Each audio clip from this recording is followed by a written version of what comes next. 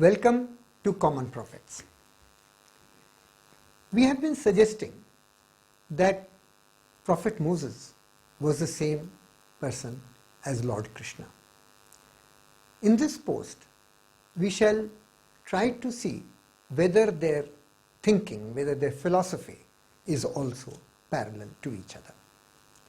The most well-known theological statement by Prophet Moses is in the 10 Commandments that was given to him by the Lord at Mount Sinai. So we shall take the 10 Commandments one by one, and I shall try to show that the teachings of Moses and of Krishna could be interpreted in a parallel manner. The first commandment is, I the Lord am your God who brought you out from the land of Egypt, from the house of slavery. Now, this statement as it is translated in this manner seems to say that God is someone external. I am the Lord who brought you out, as if a person who is standing out has pulled someone from the water. Similarly, this translation of this verse says, I am your God who brought you out from Egypt. But this verse has 9 Hebrew words, as you can see in this table. Now, the words are, I, Lord God, who out land Egypt house servant. Now the rest of the matter, that is, I the Lord, the is not in Hebrew. Am your God, am your is not in the Hebrew. Brought you out, brought you is not in the Hebrew. You from the land, you from the is not in the Hebrew. From the house, from the is not in the Hebrew. In this manner, we find that the Hebrew words have been expanded and their meaning has been explained by as necessary, because the original Hebrew does not have vowels. It only has consonants. And depending upon what vowel is inserted, the meaning and the context changes. Be that as it may be, this is how these 9 Hebrew words are interpreted. Now, in the line below, I am giving different interpolations to arrive at a totally different concept. Instead of the Lord, I am saying, let us insert, I am the Lord. And in this manner, by inserting different words, we can read this. I am the Lord God, by connecting with whom, not who, but by connecting with whom. You came out. I did not pull you out. You came out because you connected with me from the land of Egypt. So, the Hebrew words are consistent with both the interpretations. That the Lord brought you out from Egypt, or you brought yourself out from Egypt with the assistance of the Lord, with connection with the Lord. So, the concept of the Lord is different. In Moses' concept, it is an external Lord. In Krishna's concept, it is an all-pervasive Lord who is also within oneself. But if one connects with the Lord, then one gets the power of the Lord and one becomes like the Lord.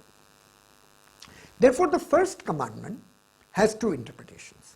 One, I am the Lord your God who brought you out from the Egypt. Second interpretation is, I am the Lord God by connecting with whom you came out of Egypt. Both are correct, and therefore there is no contradiction between the understanding of Moses and Krishna.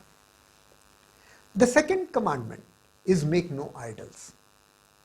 Bible is very clear. The Hindu living tradition, of course, makes a large number of idols, and this is considered not so good by the biblical traditions. However, Krishna himself did not honor idols. In the Bhagavad Purana, which is the document which contains the doings of Krishna in the greatest detail as per my knowledge. Krishna says, only idols of mud or stone are not gods. Those persons who consider objects of mud, stone or wood as gods, such person is an animal, though a human being. So here we have Moses' injunction, worship no idols, and Krishna saying the same thing, that those who worship those idols are like animals. Now here I would like to add here that this may be the Krishna's teaching that has gotten degenerated over a period of time, and today Hinduism has become hugely idol worshipper. But the parallel we are seeking is between the teaching of Moses and Krishna, not in the practice of either Judaism or Christianity today and the practice of Hinduism today. The third commandment is, do not make wrongful use of the name of the Lord for material benefits. The same thing is said by Krishna in a slightly different context. The Hindu tradition has two sets of scriptures. One is the Vedas and others are the epics and the Puranas. Now, the Vedas are largely materialist, whereas the Upanishads, epics and Puranas are more philosophical. So what Krishna says in the Bhagavad Purana, the Vedas that describe heaven, etc., that is the Vedas who are materialist in their nature and who describe heaven, etc., do not tell of the final truth. Rather, they only help those who are attached to the world to cleanse their psyche. So the Krishna is saying, do not follow the materialist Vedas as the final objective, because they will lead you only so far and no further. This is exactly parallel to what Moses is saying, do not make wrongful use of the name of the Lord. The fourth commandment of Moses is to observe the Sabbath. The Sabbath is the seventh day of the week, where one is supposed to rest and undertake steady meditation, thinking. The Hindu tradition does not have a concept of such a weekly rest as per my knowledge. However, the picture at the time of Moses was quite different. In the Bible, the Sabbath is mentioned along with the new moon day. And the new moon is considered ritually holy, whereas Sabbath is considered to be of a civil nature, where a landlord is supposed to give a day of rest to his workers and to his animals. So the Bible originally had the new moon at the center and the Sabbath as a civil attachment to it. Over a period of time, this has evolved to the Sabbath itself becoming dominant. Interestingly, the Hindu tradition also has a great value along with the full moon in the Bhagavad Puran. But over a period of time, the new moon has been put in the back, and today the full moon or the Purnima is considered to be especially holy. So what we have is that at the time of Moses or Krishna, the new moon was most important, both in the writings of the Bible and in the writings of the Bhagavad Puran. But Moses' teaching came along with the Sabbath. Over a period of time, the full moon has been put in the back and Sabbath has taken in the front. The Hindu teaching of new moon and full moon has also evolved, and today we have full moon and the new moon has been put in the back. As a result, the original parallel of the new moon has been today replaced with the Sabbath in the biblical tradition and the full moon in the Hindu tradition. The original is the same. An interesting point here also is that today the Sabbath is celebrated in form of a feast. However, historians say that originally the Sabbath included fasting. The Hindu tradition very much encourages fasting on every ritual day, and therefore the fasting on the Sabbath or the new moon is also parallel at that time, not today. The fifth commandment is honoring parents. This is very general. I do not find an explicit statement, but I think this is not crucial. The sixth commandment is, you shall not murder. Now we find a very interesting parallel in the Bhagavad Puran. The story is that at one time, certain sages were undertaking some sacrifice, and Balarama, elder brother of Krishna, was attending the same. In Balarama's view, he found that a particular sage was occupying the seat of the principal sage, to which he was not authorized to occupy.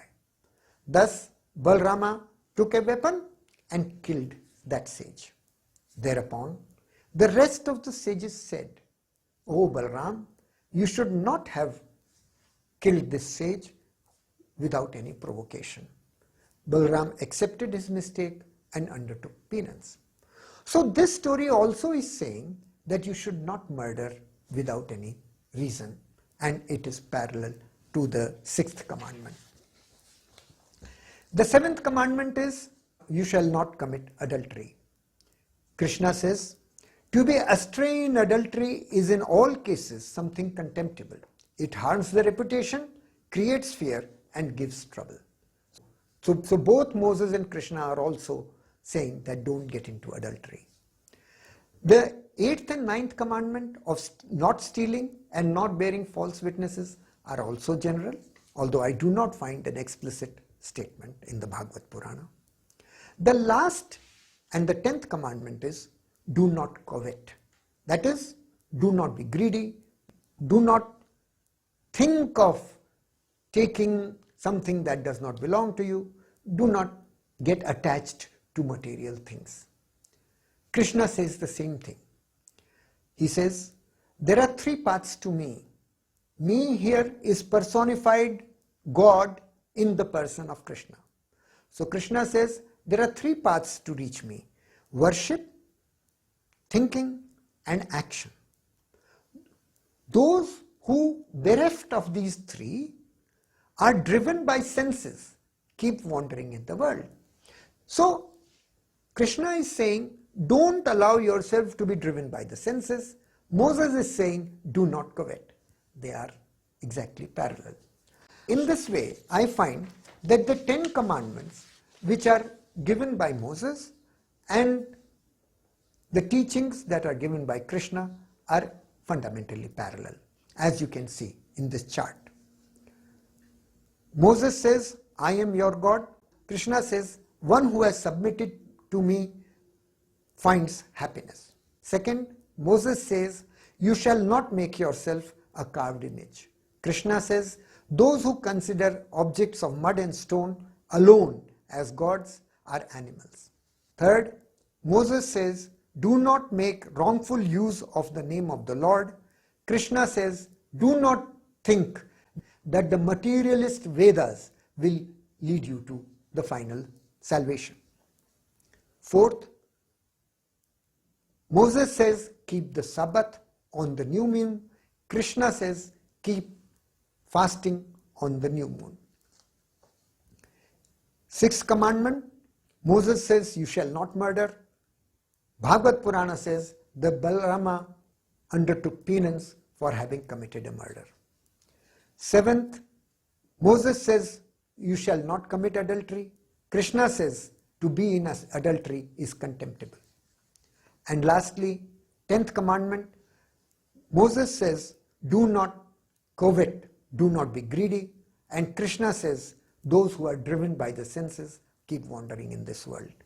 Therefore, the 10 commandments are parallel to the teachings of Krishna. The major difference in the teachings of Moses and Krishna appears to be regarding the concept of God. Moses' God is an external authority who actively does things such as taking people out of Egypt. Krishna's Lord is an all-pervasive Lord with whom, if you can connect, then you can take yourself out of Egypt. So these differences appear to be of a later period. They have evolved over a period of time, but the original teaching of Moses and Krishna as seen in the 10 Commandments is exactly parallel, and this lends credibility to the possibility that Moses and Krishna could have been the same person. To access the supporting documents which I have used to make this post, please visit our website www.commonprophets.com, and do not forget to like and share this post, and visit our website for more stories. Thank you.